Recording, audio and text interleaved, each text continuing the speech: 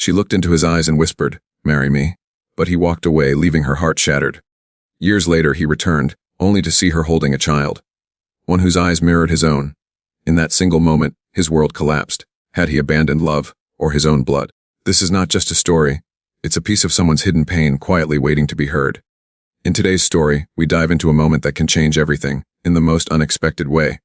Before we begin, where are you listening from? Canada, the US, Norway? Let us know in the comments.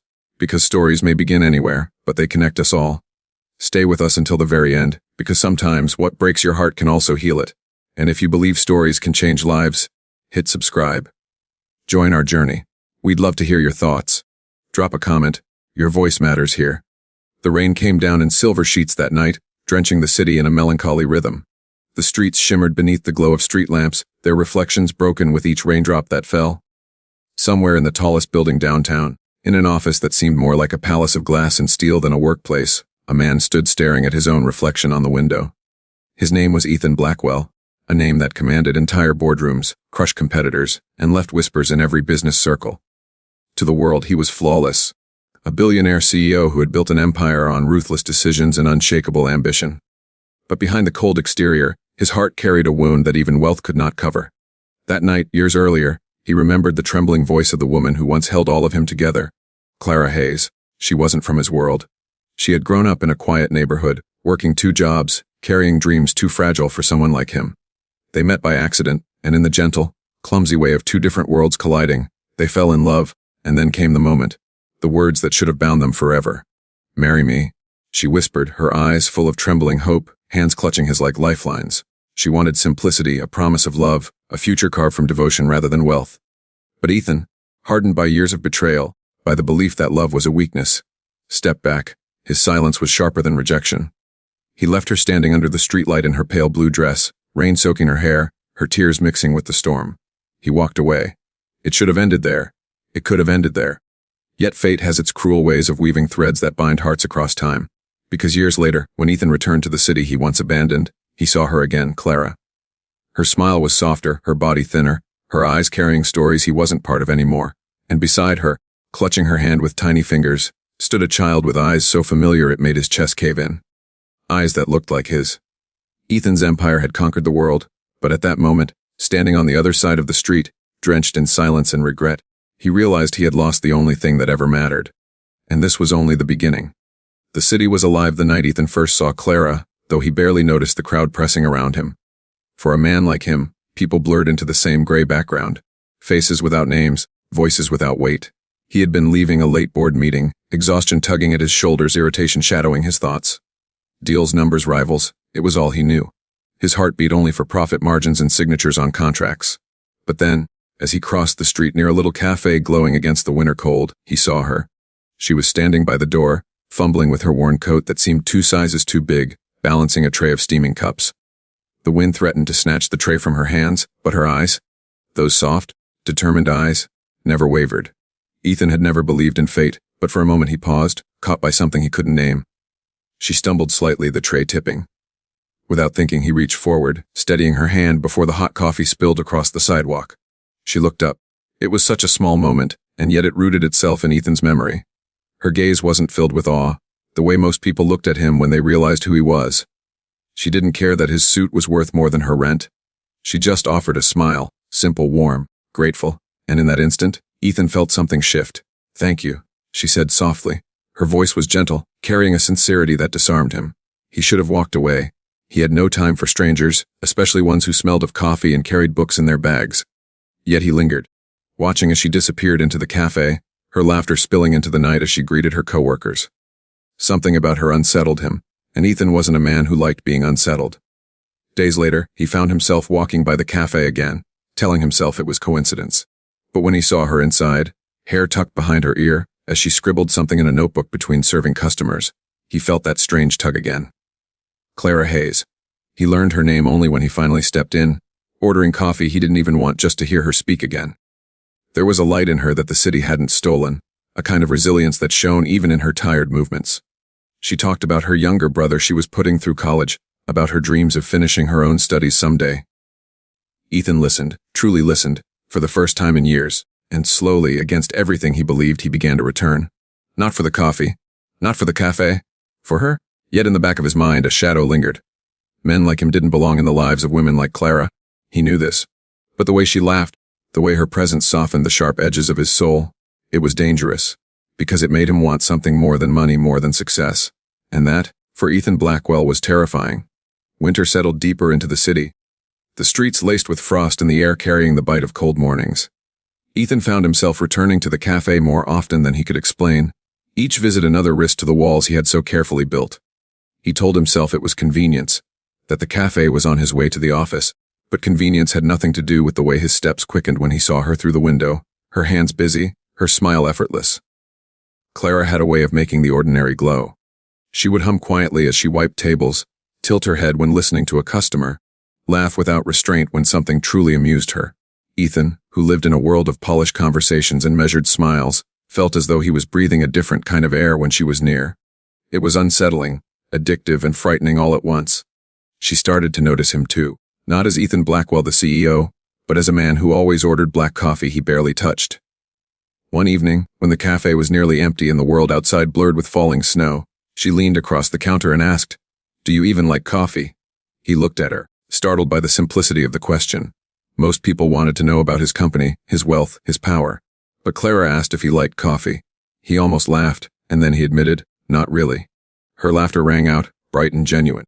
"Then why do you keep coming here?" The truth was too heavy, too vulnerable to offer her. So he lied with a half smile. "I like the quiet." But she looked at him for a long moment, as though peeling back the layers he kept hidden. Something in her gaze made him feel exposed, and yet strangely safe. Over time, their conversations grew longer. She told him about her mother who had died too young, about the brother who was studying hard, but always calling her for advice, about her fear that life would pass her by before she could reach her own dreams. Ethan shared little in return. He was a man trained to guard secrets. But when he did, it was with her. He told her about nights he couldn't sleep, about the loneliness of empty penthouses and boardrooms filled with wolves, about the hollowness that success never seemed to fill. Clara listened, and for once, Ethan didn't feel judged. He felt understood. But with every step closer, a shadow followed. He knew he was treading dangerous ground. His world was sharp-edged, built on ruthlessness. Hers was fragile, woven with hope. There was no guarantee he wouldn't destroy her by accident, the way fire consumes paper. And yet, every time he thought of walking away, he remembered the softness of her voice, the way her presence steadied him. One snowy night, as they walked out together, their shoulders brushing, Clara suddenly asked, "Do you ever feel like you're running from something, instead of toward it?" The question lodged deep in his chest. He opened his mouth, but no answer came. And she looked at him, eyes searching, as if she already knew. The days blurred into weeks, and with them came a closeness Ethan had never expected. He wasn't a man who lingered, who allowed his time to be consumed by anything outside of business. Yet Clara had become the exception to every rule he had built for himself. Their evenings stretched longer, conversations wandering from trivial things to the kind of truths he had never voiced to anyone. He found himself watching her in ways he didn't dare explain. The way her hair slipped across her cheek when she laughed, the way her eyes softened when she spoke about her dreams. It wasn't long before Ethan realized the truth he had been trying to avoid. He was falling in love. The feeling came like a storm, fierce and unrelenting, tearing through the walls he had spent years constructing. He caught himself thinking of her at board meetings, replaying her words when silence fell at night. And though he tried to resist, there was no denying it. Clara Hayes had taken root in his heart. For Clara, too, something was changing. She had always been careful, always placing others' needs before her own. But with Ethan, she felt seen. She felt safe in a way she hadn't in years. It wasn't the grand gestures, though he could afford them. It was the small things. The way he remembered her favorite tea. The way his expression softened when she spoke about her brother. The way he walked her home, silently guarding her in the cold. Still, even as love wrapped around them, shadows gathered at the edges. Clara didn't understand his world, and Ethan didn't know how to let her in. When he spoke of his company, she heard only exhaustion in his voice, the kind that no amount of success could cure. When she spoke of her dreams of finishing school, of wanting a life built on love and family, she saw something flicker in his eyes, something like fear. One evening, sitting on a park bench with snowflakes falling around them, Clara leaned her head against his shoulder. Silence stretched between them until she whispered, "Do you ever think about the future? About what we could be?" The question carved deep into him. He wanted to say yes, wanted to promise her the world, but the words caught in his throat. His future was built on ambition, on sacrifices that demanded more than he had left to give. and the thought of pulling her into that ruthless orbit terrified him. Instead, he pressed a kiss against her hair, hoping it was enough. But Clara felt the weight of his silence, heavier than any words he could have spoken. That night, lying awake in his penthouse, Ethan realized he was at a crossroads. Love had found him when he least expected it, yet every instinct screamed that he would only destroy it. And though he didn't know it then, his hesitation would plant the seed of the greatest regret of his life. The tension between them grew so quietly at first that neither wanted to name it. On the surface, their days still seemed filled with warmth, shared laughter over simple meals, long walks through the city where Clara pointed out small details Ethan would have otherwise missed, evenings when the world seemed to shrink to just the two of them. But beneath the comfort, something restless stirred. Clara's heart beat with hope, with the belief that love could bridge any divide. Ethan's, however, carried the weight of old scars, each one whispering that he was not meant for forever. Clara began to notice the way he withdrew when conversations turned serious. She would talk about her brother's graduation, about her dream of finishing school herself, about a small house with a garden someday. Her words painted pictures of a life filled with ordinary happiness. Ethan would listen, but his gaze often drifted to the horizon, as if the simplicity she longed for was a world he could never step into. One night, when the city glowed with streetlights blurred by falling rain, Clara finally gave her heart the courage it needed. They were in his car, parked outside her small apartment, the air heavy with unspoken truths. She turned to him, her eyes searching, her voice trembling but steady enough to carry the weight of her longing. "Ethan," she whispered, "what are we doing? Because I know what I feel. I love you. And I don't want to keep pretending this is temporary. I want a life with you. I want a future. I want you to marry me." The words hung in the air, fragile yet powerful, like glass on the verge of breaking. Ethan froze. His chest tightened, his throat burned with words he couldn't form. He had faced hostile takeovers, ruthless negotiations, empires on the brink of collapse. And yet nothing terrified him as much as the small woman sitting beside him, offering him her whole heart with nothing in return but faith. He looked at her, at the vulnerability in her eyes, at the hope that shimmered like light through storm clouds. For a moment, he almost gave in. He almost said yes. But then the doubts surged, the fear of failing her, the belief that he was too broken, too ruthless to give her the kind of love she deserved. Marriage meant permanence, and permanence was something Ethan Blackwell had never trusted. His silence stretched too long. Clara's smile faltered, her breath caught. She reached for his hand, but he pulled away, staring out into the rain-soaked night as though the answer might be written there. When he finally spoke, his voice was low, almost broken. "Clara, I can't." Her heart shattered in the quiet. She nodded slowly, as if she had expected it, though the tears gathering in her eyes betrayed her.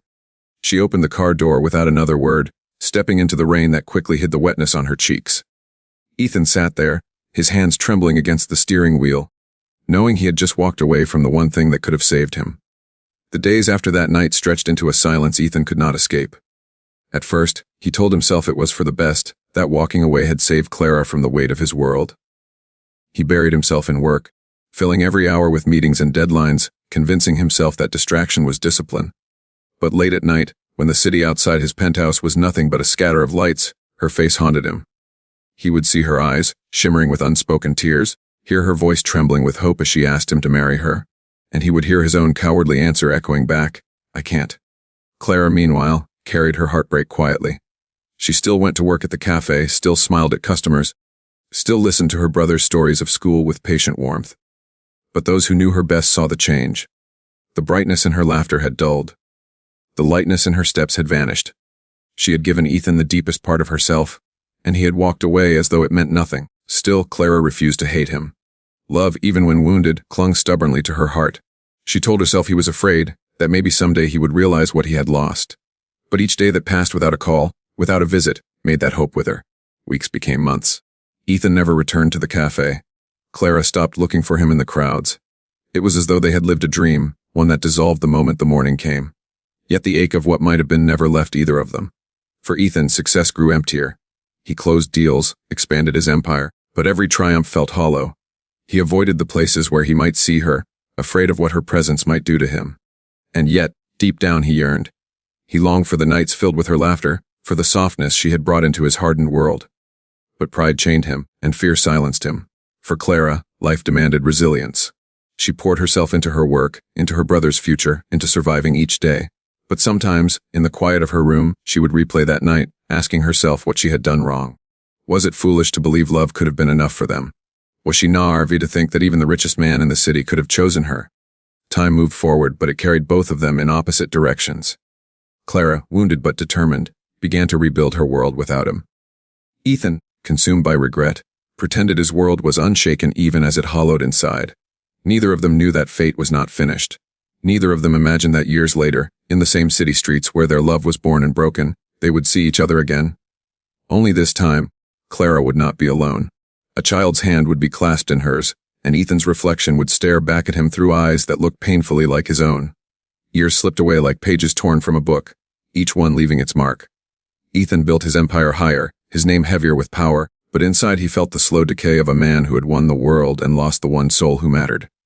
Cities, meetings, wealth, all of it blurred together. Yet sometimes in the quiet between flights and conferences, he caught himself searching the faces in a crowd, hoping against reason that Clara might appear. He never admitted to anyone how much she lingered in his mind, how deeply he feared he had ruined the only chance he'd ever had at love. Clara's life, meanwhile, changed in ways Ethan could not imagine. The months after his departure tested her more than she thought possible. But out of that heartbreak grew something unexpected, something that gave her strength when she thought she had none left, a child. A little girl with soft curls and eyes that mirrored the stormy gray of a man Clara once loved. She named her Leela, and from the moment she held her daughter, Clara's world shifted.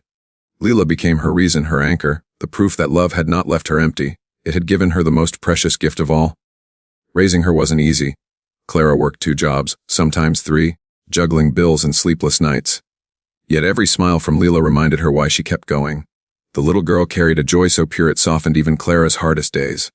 Still, in the quiet moments when Leela's small hand curled against her, Clara would whisper apologies for the father who wasn't there.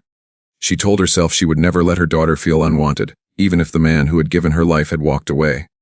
Years later, fate twisted their paths back together. Ethan returned to the city after a long absence, summoned by business that only he could handle. But it wasn't the meetings or the empire that unsettled him. It was the knowing pull of memory, the ghosts of streets and corners that reminded him of her. One evening, weary after a long day, he wandered through the city he had once ruled with indifference. It was then, across a crowded street glowing with the warmth of a marketplace, that he saw her, Clara. She stood among the lights, her hair a little shorter, her frame thinner, but her presence just as undeniable. She laughed softly as she bent down, taking the hand of a small child beside her. Ethan's gaze froze.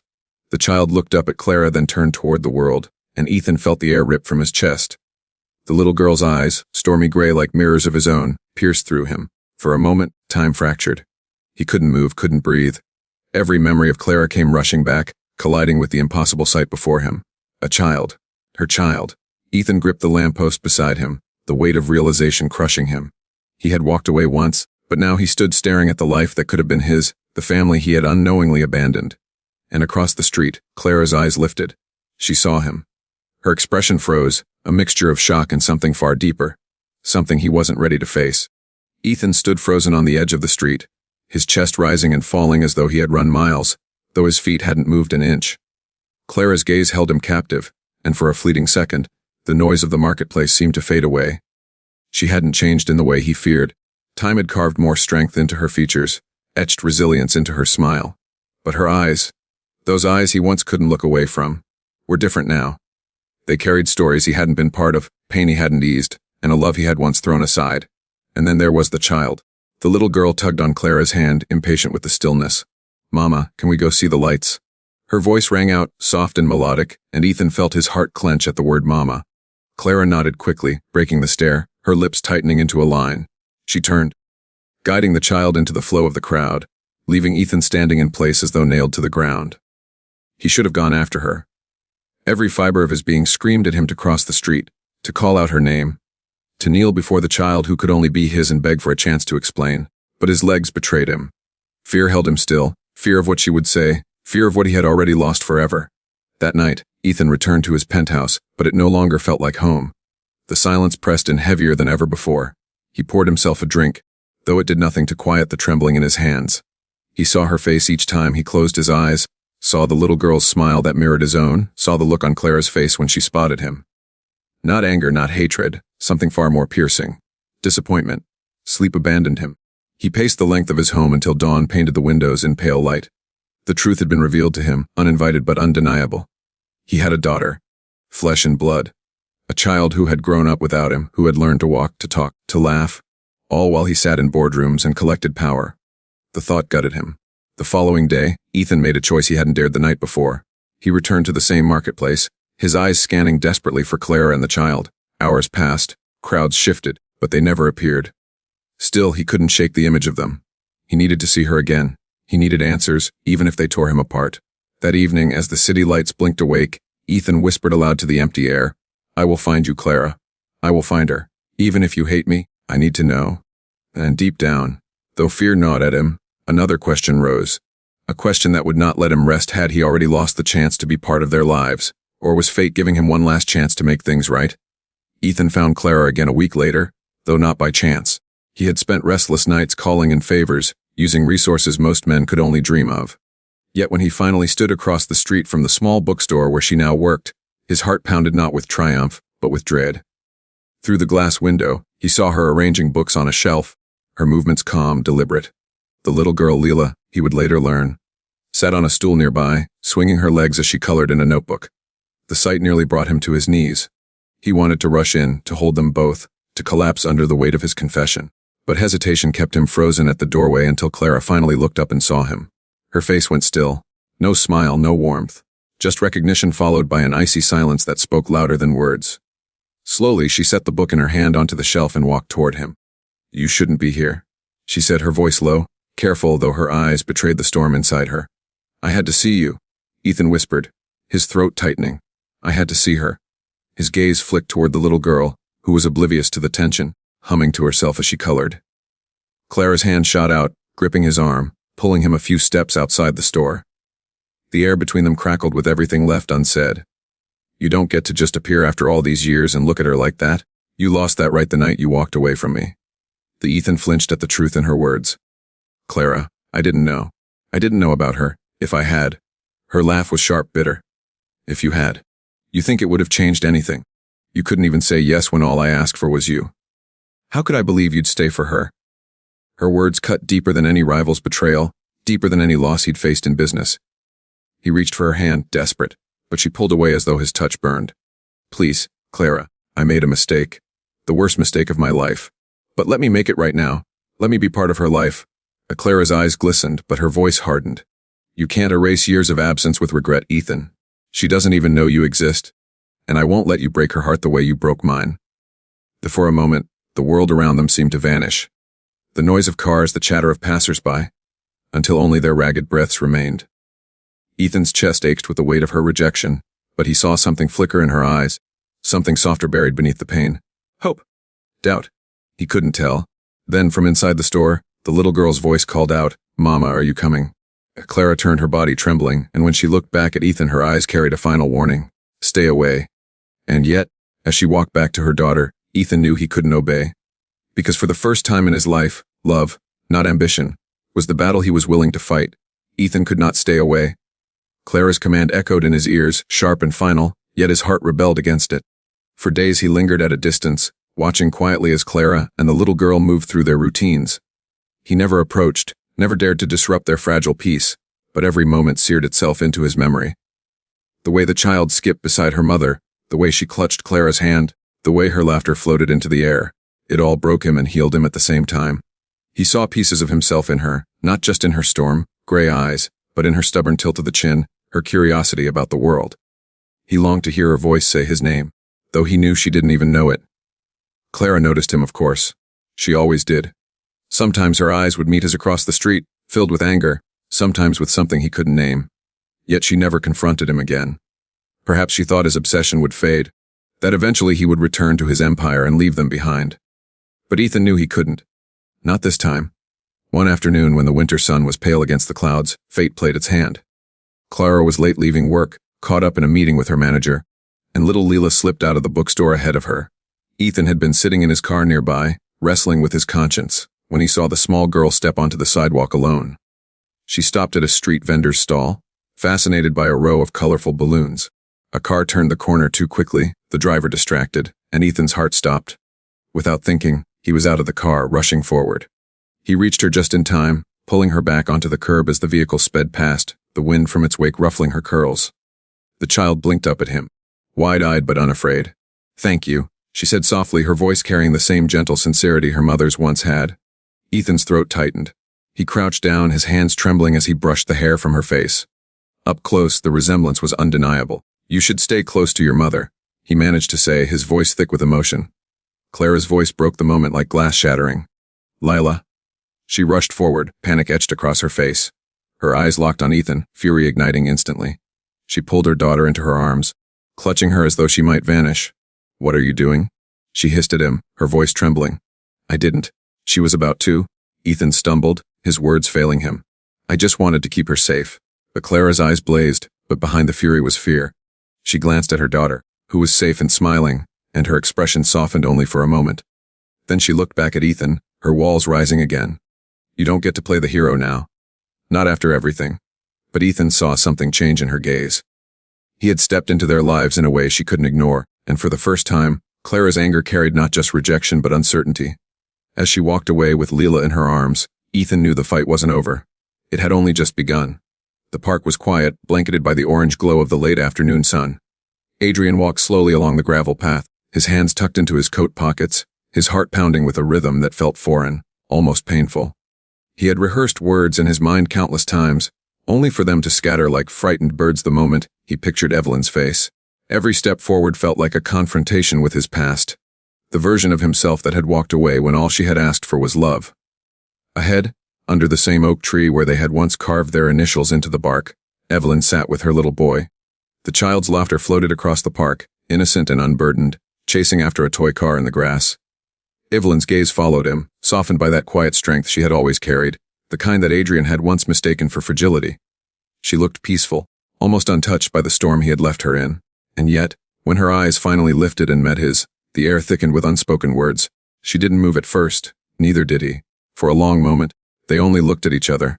The silence a battlefield where memory and regret clashed in invisible currents. The boy tugged at her sleeve, asking for something, and Evelyn bent down to listen, her hair falling forward like a curtain that shielded her from him. Adrian's throat tightened. He wanted to cross the distance to kneel and tell her he had been wrong, that he had been a coward blinded by fear and pride. But fear still clung to him, fear that he was too late. Finally, Evelyn rose to her feet, the child's hand in hers, and walked toward him. She stopped only a few steps away, her expression unreadable though her eyes shimmered with restrained emotion. You came back, she said quietly, the words heavy with 1,000 meanings. I never should have left. Adrian replied, his voice rough, almost breaking. Her lips parted, as if she might say something sharp, something final, but then the little boy looked up at Adrian with wide, curious eyes.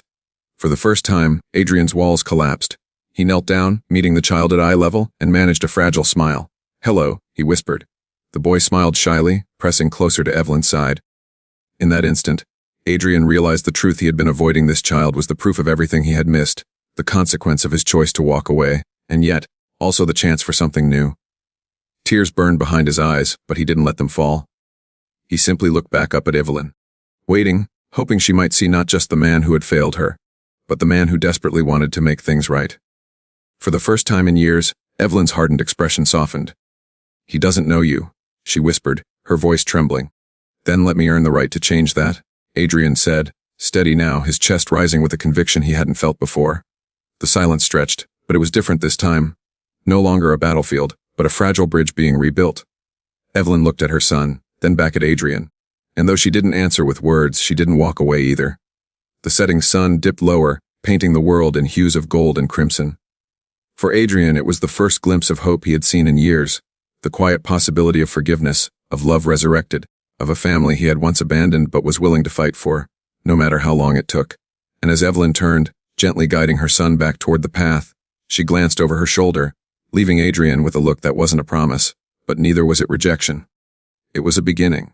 Adrian followed not as a man demanding, but as one learning, finally, how to stay. She gave him her heart and whispered, "Marry me." But he walked away, chasing wealth over love. Years later, fate brings him back, only to find her with a child who carries his eyes. Now, regret burns in his soul as he realizes the family he abandoned may be the only treasure he ever truly needed. But is it already too late?